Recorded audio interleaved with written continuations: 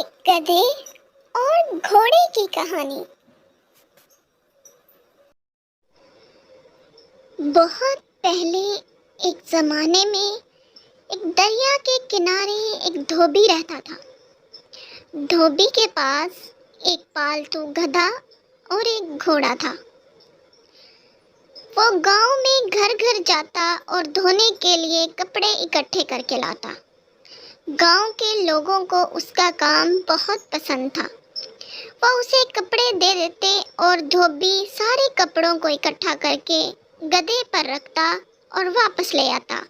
خود وہ گھوڑے پر سواری کرتا۔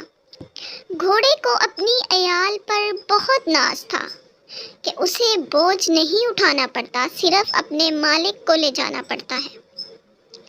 وہ اس بات پر بہت خوش تھا۔ ایک دن حسب معمول دھوبی گاؤں میں کپڑے اکٹھے کرنے گیا۔ اس نے سارے کپڑے اکٹھے کیے اور گدھے کی پیٹھ پر لاد دیے۔ گدھے کو بہت زیادہ وزن محسوس ہوا۔ اسے چلنے میں دشواری محسوس ہو رہی تھی۔ اس نے گھوڑے سے مدد مانگنے کا فیصلہ کیا۔ اس نے کہا، میرے پیارے دوست، کیا تم میری مدد کرو گے؟ میری پیٹھ پر بہت زیادہ وزن ہے۔ تم مجھ سے آدھے کپڑے لے سکتے ہو، پھر ہم آسانی کے ساتھ چلیں گے۔ تو گھوڑے نے انکار کر دیا۔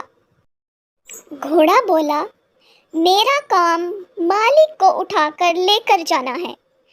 بوجھ اٹھانا گدھوں کا کام ہے۔ یہ ہم جیسے خوبصورت گھوڑوں کو سوٹ نہیں کرتا۔ تمہارا کام بوجھ اٹھانا ہے، تم خود ہی اٹھاؤ۔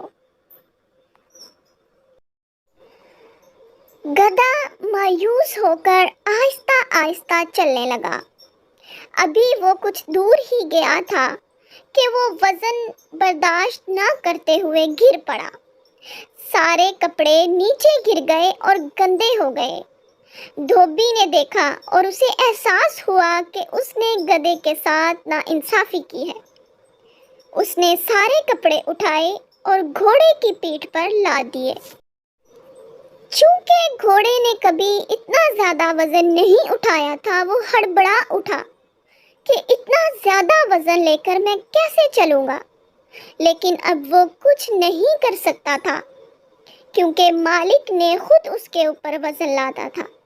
اب گھوڑے کو احساس ہوا کہ کاش اس نے گدھے کی بات مان لی ہوتی اور آدھا وزن اپنے اوپر لے لیا ہوتا، تو اب وہ اتنے زیادہ وزن اٹھانے سے بچ جاتا۔